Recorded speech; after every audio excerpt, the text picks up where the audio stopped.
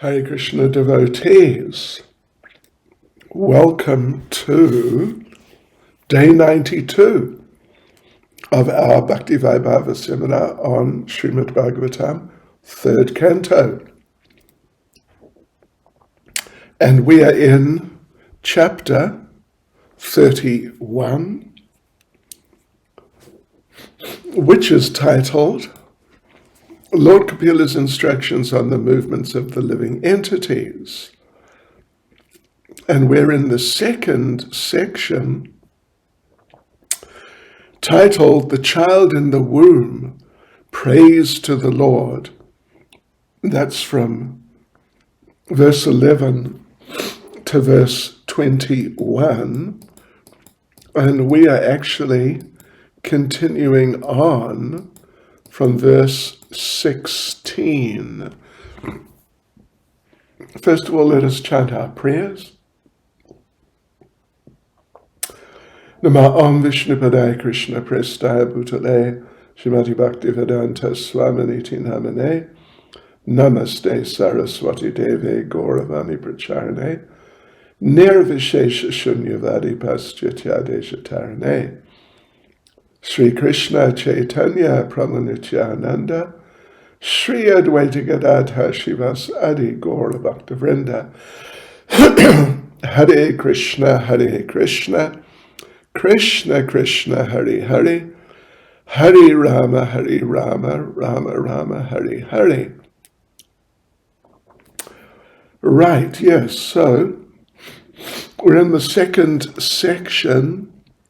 Let us just remind ourselves what the subject matter is. Oh, it's very interesting. The child in the womb prays to the Lord. From verse 11 to verse 21, and we're starting today with verse 16. So verse 16. No one other than the Supreme Personality of Godhead, as the localized Paramatma, the partial representation of the Lord, is directing all inanimate and animate objects. He is present in the three phases of time, past, present, and future. Therefore, the conditioned soul is engaged in different activities by his direction. And in order to get free from the threefold miseries of this conditional life, we have to surrender unto him only. Right, so there's a substantial purport here. Substantial purport. Prabhupada begins that when a conditioned soul really gets serious to get out of Maya, the Lord as Supersoul gives him knowledge to surrender to him. So he, the Lord, is the source of that knowledge. Yes. Of course, for someone who wants to be materially absorbed, the Lord gives him different knowledge to forget him and his devotional service. And the Lord gives him inspiration to do material things. So that's all, of course, that's all on the basis of Bhagavad Gita, chapter 15, verse 15. Savasya chaham hridi sanivishto, I'm seated in everyone's heart, and mata, from me, smriti agyanam apornam cha. From me comes remembrance, knowledge, and forgetfulness of whatever one is interested in. Yes, so if you're interested in being a devotee, the Lord will give you knowledge, how to be a devotee, how to surrender. But if you want to be just in material life, he'll give you knowledge, as we said, about these things. So, and similarly, when a person becomes frustrated about lording it over this material nature.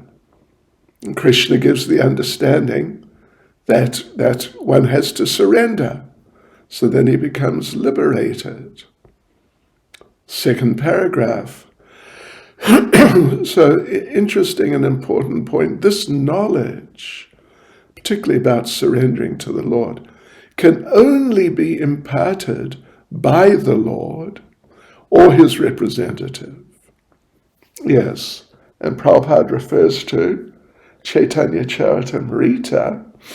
Lord Chaitanya instructs Rupa Goswami about how we've been wandering life after life, undergoing so much misery, miserable conditions of material life.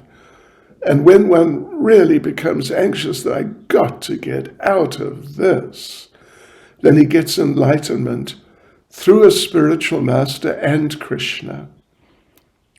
So this means that Krishna as the super soul is there in the heart. And when we become serious, he directs us to take shelter of his representative, a bona fide spiritual master. So being directed like this from within by Krishna, by the super soul, by Krishna, and without by the spiritual master, so one attains the path of Krishna consciousness, and that's the way to get out of all Maya, the material clutches. So third paragraph. So there's no way to become situated in our natural position as eternal servants of the Lord, pure spirit soul, unless we're blessed by the Lord. And unless we're enlightened with that knowledge which he can give and which the bona fide spiritual master can give, unless we get enlightened with that, we are just going to go on struggling in the material world.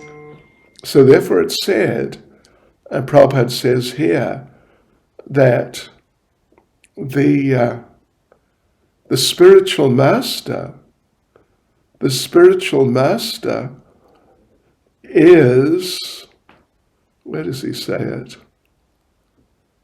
Anyway, if it's not here, it's somewhere else, that the spiritual master is the mercy manifestation of the Lord. If it's not right here, it's in the third paragraph. Oh yes, right in the middle of the third paragraph. The spiritual master is therefore the mercy manifestation of the Supreme Person. And the conditioned soul has to take instruction, direct instruction from the spiritual master, and in this way gradually become enlightened on the path of Krishna consciousness. So Srila Prabhupada concludes the purport by saying, the seed of Krishna consciousness is sown within the heart of the conditioned soul, and when one hears instruction from the spiritual master, the seed fructifies and one's life is blessed. On to verse 17. Fallen into a pool of blood, stool, and urine within the abdomen of his mother, his own body scorched by the mother's gastric fire, the embodied soul, anxious to get out, counts his months and prays, O my Lord, when shall I, a wretched soul, be released from this confinement? So there's another substantial purport here. And Prabhupada begins by saying that the precarious condition of the living entity in the womb of his mother is described here. On one side, the child is floating in the heat of gastric fire. On the other side, floating in urine, stool, blood, and different discharges. What a situation. But after 7 months, the child, who has now regained his consciousness, feels the horrible condition, the horribleness of the situation he's in, and prays to the Lord, and starts counting the months till he gets out, greatly anxious to get out. Of course, people now don't know these things. They don't take these things into consideration. What can you do?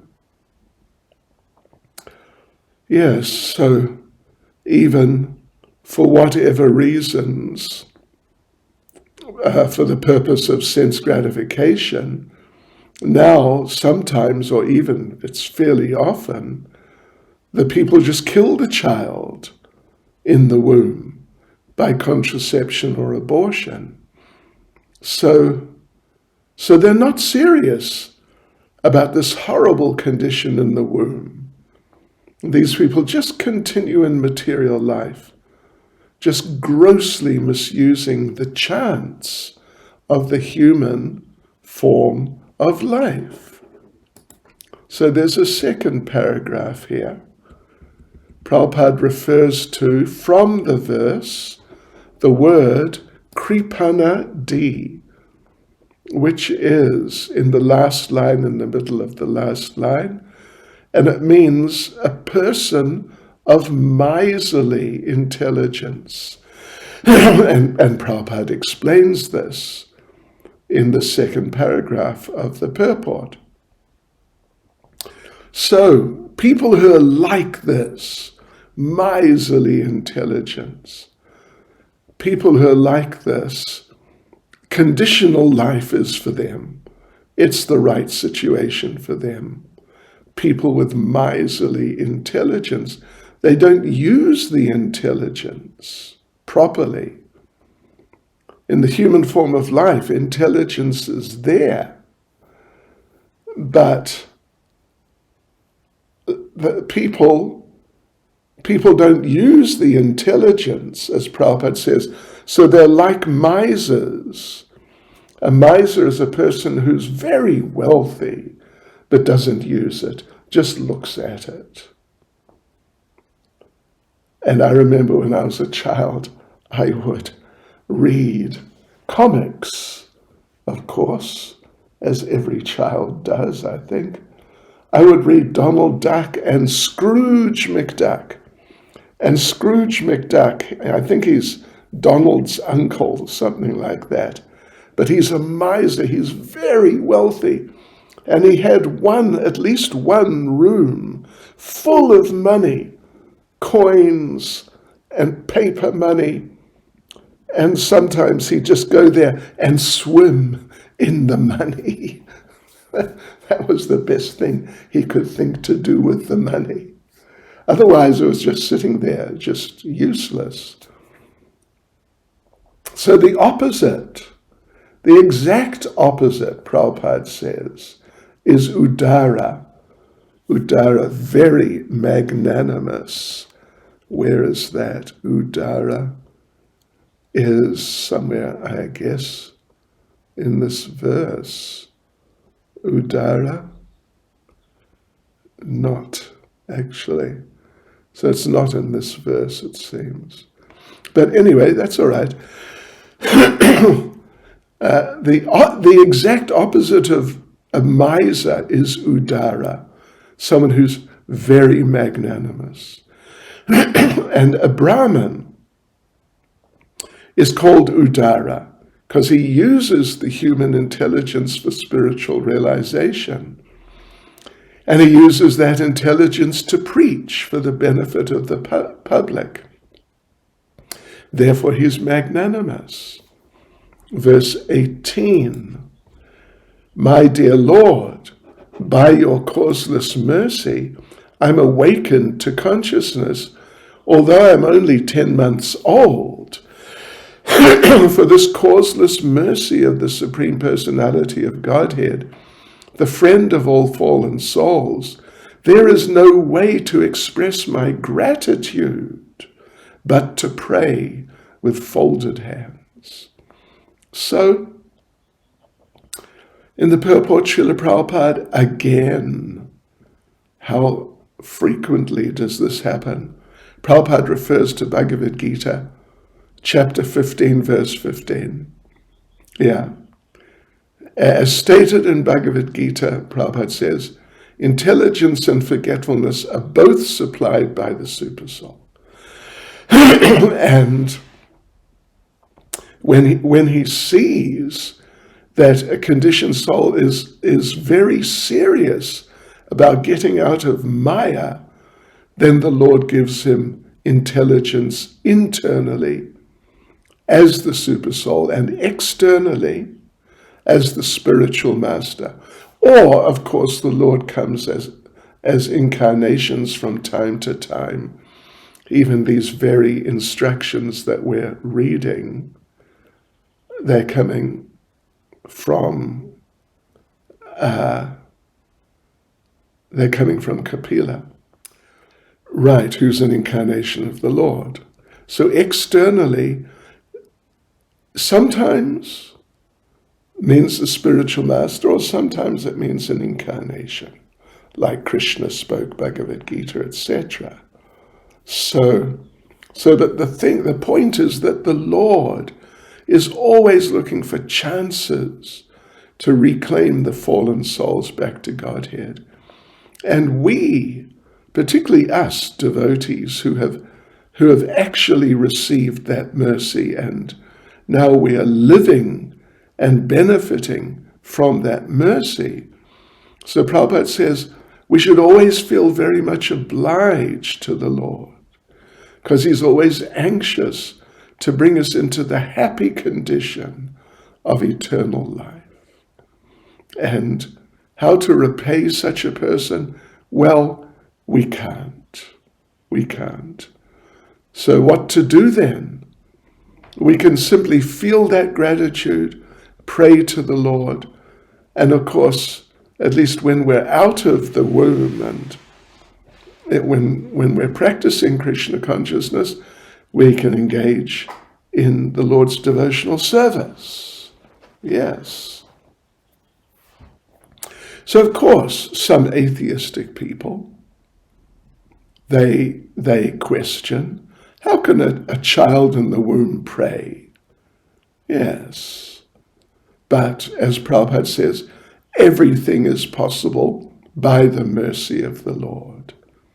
So Prabhupada concludes the purport by saying, the child is put into such a precarious condition externally, but internally he is the same, and the Lord is there.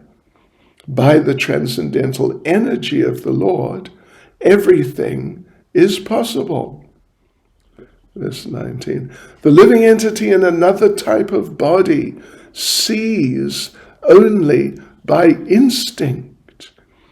He knows only the agreeable and disagreeable sense perceptions of that particular body. This is the child in the womb praying. But I have a body in which I can control my senses and can understand my destination. Therefore, I offer my respectful obeisances to the Supreme Personality of Godhead, by whom I have been blessed with this body, and by whose grace I can see him within and without. So Srila Prabhupada makes an interesting point. This is very interesting, and this is Prabhupada. He comes up with these interesting things. So the process of evolution of different types of bodies is something like that of a fructifying flower, Prabhupada says.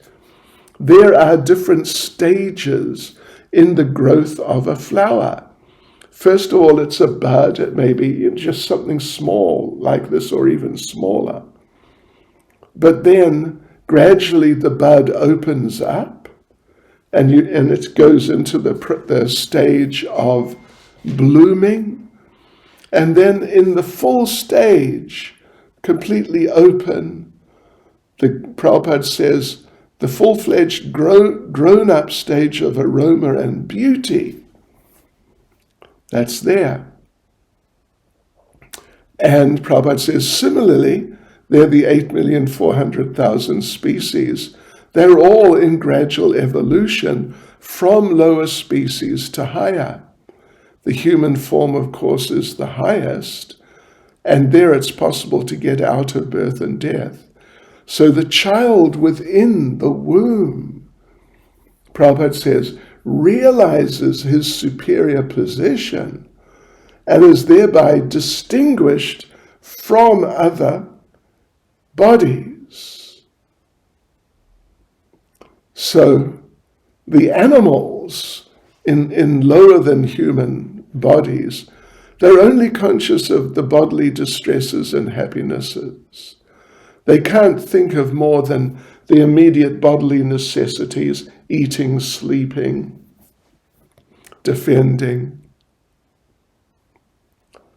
But the human form by the grace of the Lord has developed consciousness so much that we can evaluate our position, our exceptional position, and then realize ourselves and the Lord. So we go on to the second paragraph. There's the word Dhamma Shariri. Dhamma Shariri we'll find in the second line of the Sanskrit, and it means that we have a body in which we can control the mind and senses. You know, all the complications of material life. Oh, Krishna. They're due to an uncontrolled mind and senses, uncontrolled senses. So we should really feel grateful to the Lord for having this nice human body and being able to properly utilize it. So Prabhupada makes the point that the distinction between man and animal is that the animal can't control himself. No sense of decency or anything, but the humans can.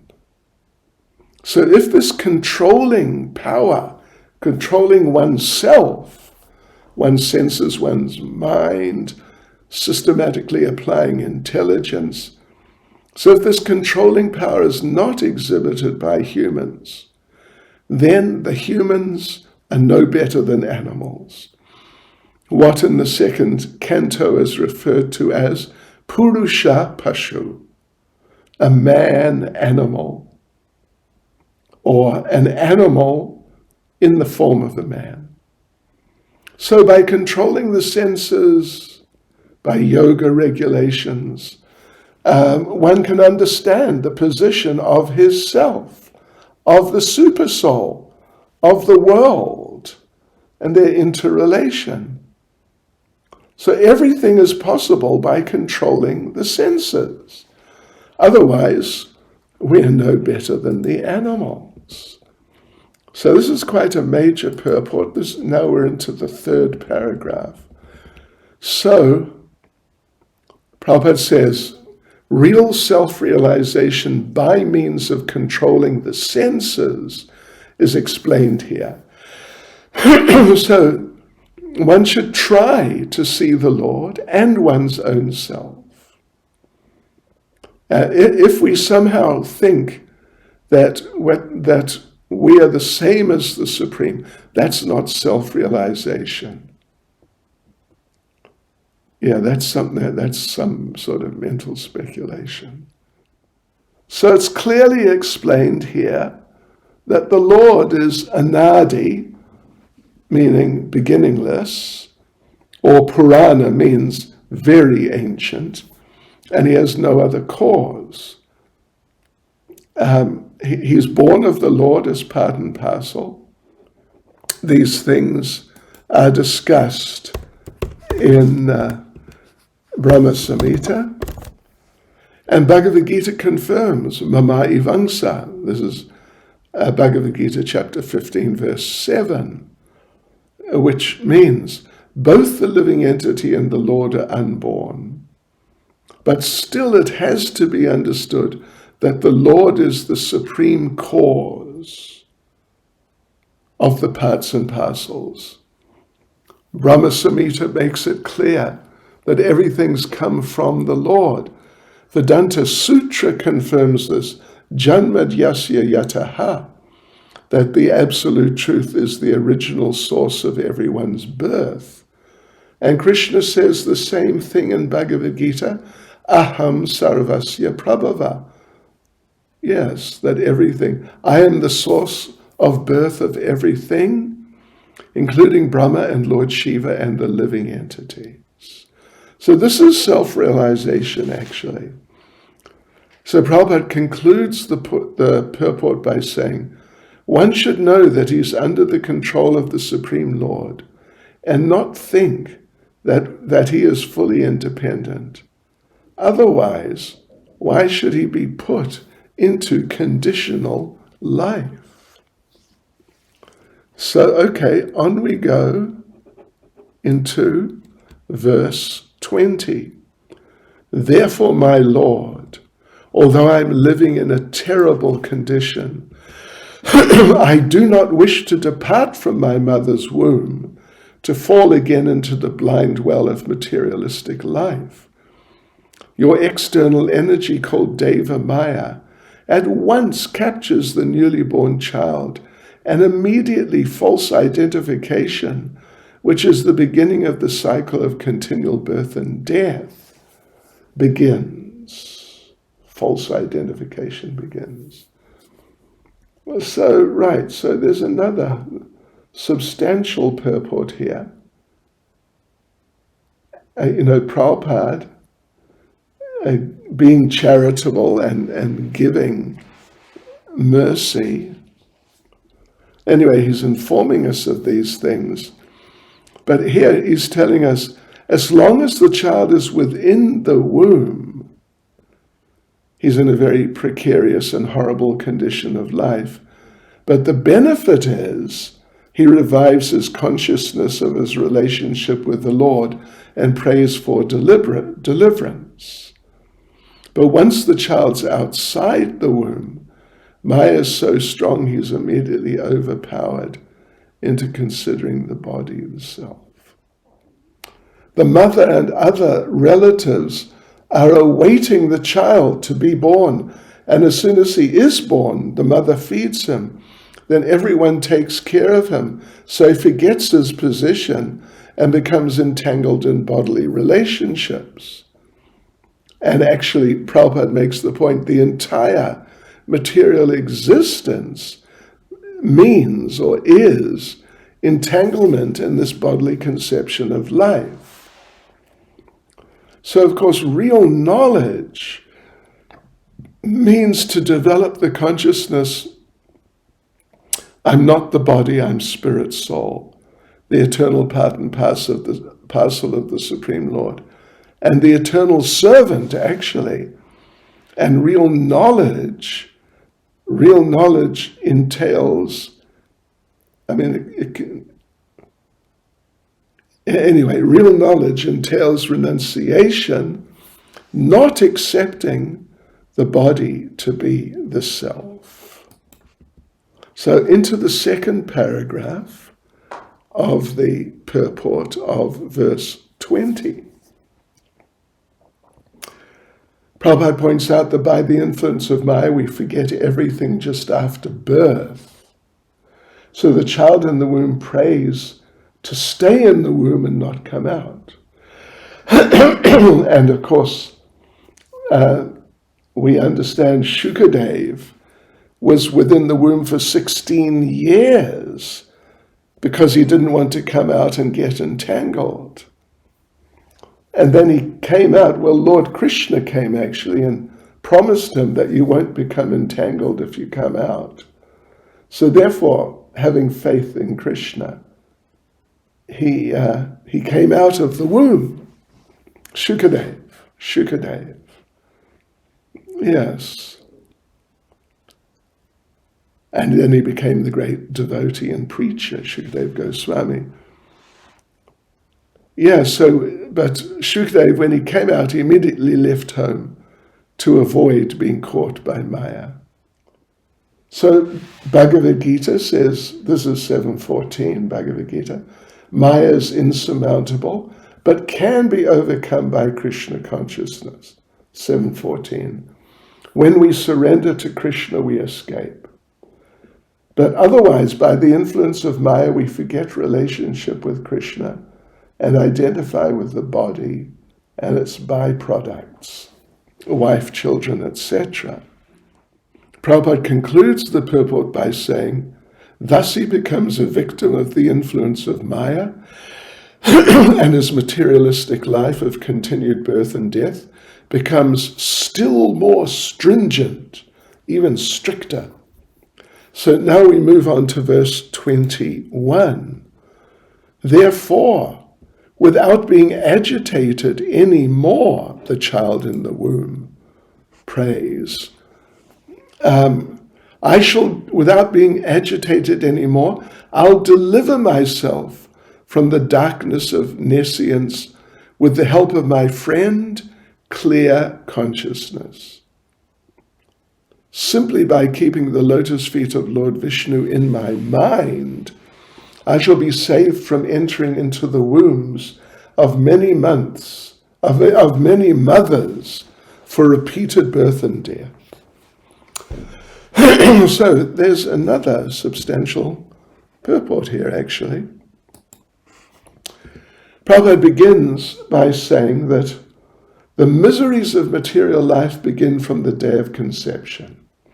Then they continue after birth, and then they go on, and on, and on, till death comes. And we don't know when the sufferings are going to end. But it definitely does not end with the change of body. Ultimately, the change of body, of course, is happening every minute. But it doesn't mean that improving from the fetal condition within the womb to another is improvement. We have to develop Krishna consciousness. That's the best. So the best thing is to develop Krishna consciousness. So an intelligent person who's developed in Krishna consciousness is successful simply by continuing in Krishna consciousness.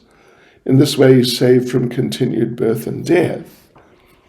Then into the second paragraph, the child prays that it's better to stay in the womb in Krishna consciousness than come out and fall into Maya. Well, that's a very interesting point, isn't it? Unfortunately, it's very difficult, but it's an interesting realization. But the thing is ultimately that Maya works in the womb and outside. The trick is to remain Krishna conscious. Yeah. And then we won't be affected by the horrible conditions. And in Bhagavad Gita, Lord Krishna says that our intelligence can be our friend or our enemy. Here it's said, Surid Atmanaiva, friendly intelligence. So absorption of the intelligence in service to Krishna and full consciousness of Krishna, that's the path of self-realization and liberation. So if we take to Krishna consciousness by chanting Hare Krishna, the cycle of birth and death can be stopped for good. In the third paragraph, the question may be there, how can a child be fully Krishna conscious within the womb of the mother with no paraphernalia or whatever for executing Krishna consciousness? The point ultimately is, Prabhupada explains, that you don't have to have paraphernalia. There's no need for material arrangements for cultivating Krishna consciousness. You can do it anywhere by thinking of Krishna. In the womb, you can chant the Maha Mantra. Yes. You can chant while sleeping, working, in the womb or outside the womb. Krishna consciousness cannot be checked by any material circumstances. So Prabhupada concludes the purport by saying, the conclusion of the child's prayer is, let me remain in this condition. Although it's very miserable, it's better not to fall a victim to Maya again by going outside. So devotees, now we go on to the third section from verse 22 to 27, which we've called description of the birth of the child. It's from verse 22 to 27, but there's some short verses here, so I think we'll just carry on. And we'll just carry on, read verses and purports one time, instead of reading verses and coming back and reading them again with the purports. So verse 22, Lord Kapila continued, the 10-month-old living entity has these desires even while in the womb.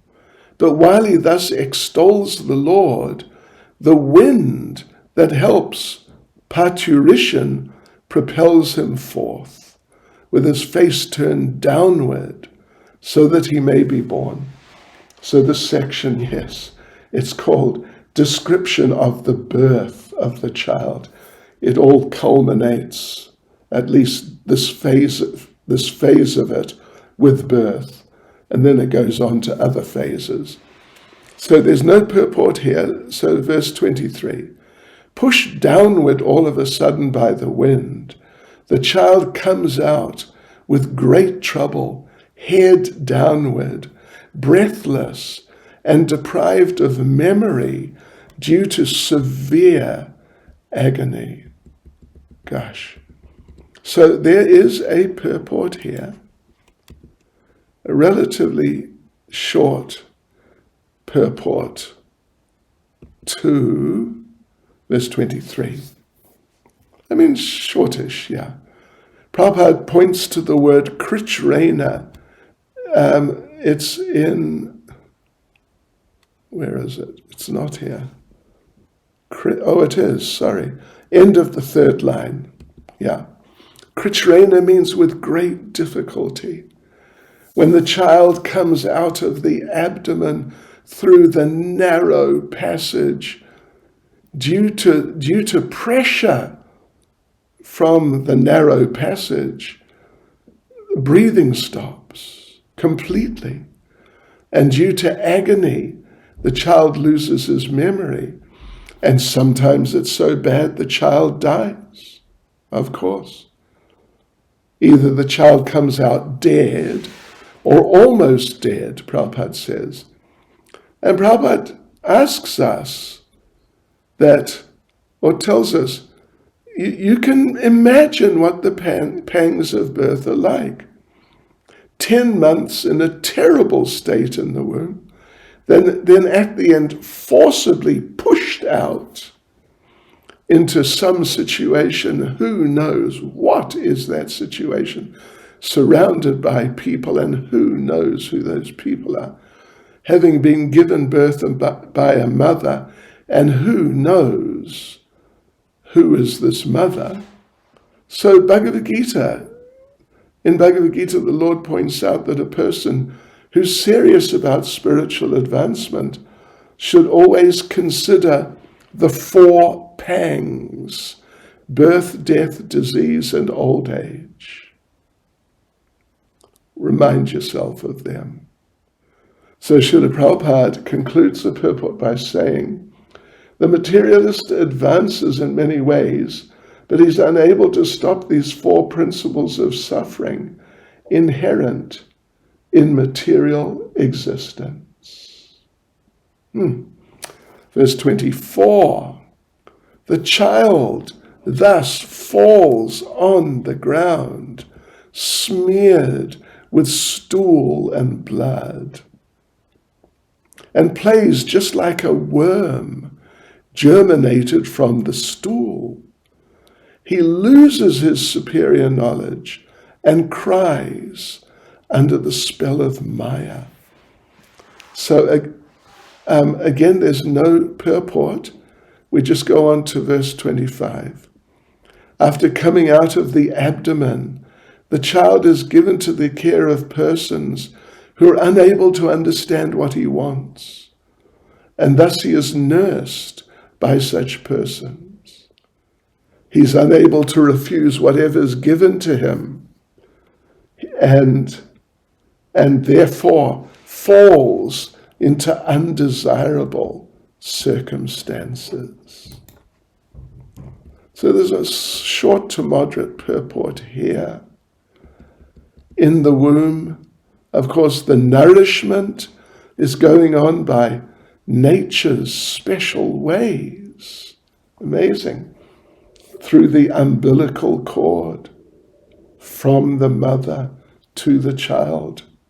Amazing. But the atmosphere there is just not nice. But at least feeding is going on.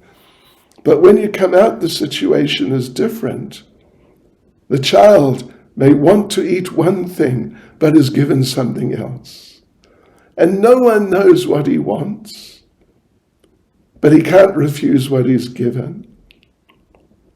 Sometimes he wants the mother's breast, but he's given bitter medicine. So Prabhupada concludes the purport by saying, the child does not want it, but he cannot refuse it. He's put in very awkward circumstances, and the suffering continues. So verse 26, laid down on a foul bed, infested with sweat and germs, the poor child is incapable of scratching his body to get relief from his itching sensation, to say nothing of sitting up, standing, or even moving. Prabhupada says it should be noted. It should be noted, the child is born crying. In other words, the child is just born suffering. And after birth, the suffering continues, and the child continues crying. Because he's disturbed by the germs in his dirty bed, which is contaminated by his urine and stool. So the poor child continues to cry. And he's unable, Prabhupada concludes the purport by saying, he, the child, is unable to take any remedial measure for his relief. He can't do anything to improve his situation. All he can do is cry, and then people don't understand why he's crying, what he wants or needs. So, it's just not really what he's looking for. Okay, devotees, verse 27. In his helpless condition, gnats, mosquitoes, bugs, and other germs bite the baby, whose skin is tender, just as smaller worms bite a big worm. The child, deprived of his wisdom, cries bitterly. So Prabhupada begins the purport by saying, the word vigata jnanam means that the spiritual knowledge which the child developed in the abdomen is already lost to the spell of Maya. I mean, the child just came out, just extremely recently. So, but due to various disturbances outside the womb, the child can't remember his thoughts for liberation from just before he came out of the womb. So even if a person gets some spiritual knowledge, he forgets under the influence of circumstances. Prabhupada concludes the purport by saying, not only children but also elderly persons should be very careful to protect their sense of Krishna consciousness and avoid unfavorable circumstances so that they may not forget their prime duty. Okay, so we go on, devotees, to the next section, which is also short, verse 28 to verse 33, and we call it, the child grows and experiences the difficulties of worldly life. So, okay, let's just read the verses 28 to 33. In this way, the child passes through his childhood, suffering different kinds of distress, and attains boyhood. In boyhood also, he suffers pain through desires to get things he can never achieve. And thus, due to ignorance, he becomes angry and sorry. Verse 29. With the growth of the body, the living entity, in order to vanquish his soul, increases his false prestige and anger, and thereby creates enmity towards similarly lusty people. Verse 30. By such ignorance, the living entity accepts the material body, which is made of 5 elements, as himself. With this understanding, he accepts non-permanent things as his own and increases his ignorance in the darkest region. 31. For the sake of the body, which is a source of constant trouble to him, and which follows him because he is bound by ties of ignorance and fruit of activities, so for the sake of that body, he performs various actions which cause him to be subjected to repeated birth and death. Verse 32. If therefore the living entity again associates with the path of unrighteousness, influenced by sensually minded people engaged in the pursuit of sexual enjoyment and the gratification of the palate, he again goes to hell as before. Verse 33. He becomes devoid of truthfulness, cleanliness, mercy, gravity, spiritual intelligence, shyness, austerity, fame, forgiveness, control of the mind, control of the senses, fortune, and all such opportunities. Okay, devotees, there we go. Hare Krishna, Srila Prabhupada Ki Jai.